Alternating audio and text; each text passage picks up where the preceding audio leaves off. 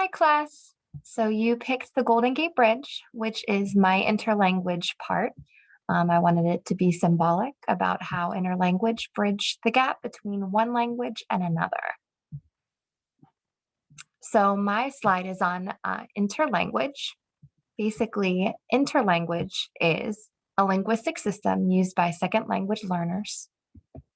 It reflects building a bridge from L1 to L2.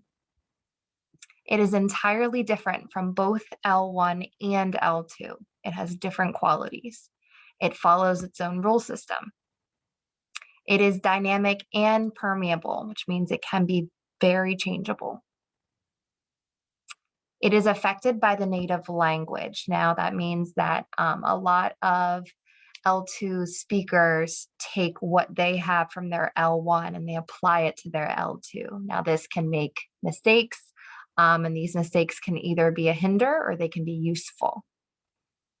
The formation can be affected by overgeneralization.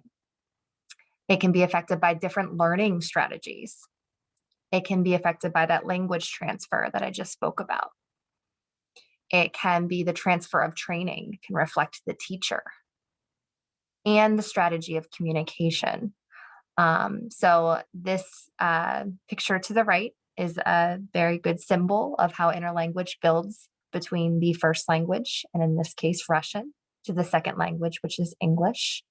Now there is a stage where a lot of L2 speakers hit when they try to learn the second language. It's called fossilization. Now, fossilization is a language stagnation due to the lack of motivation, obstacles, or inadequate environment.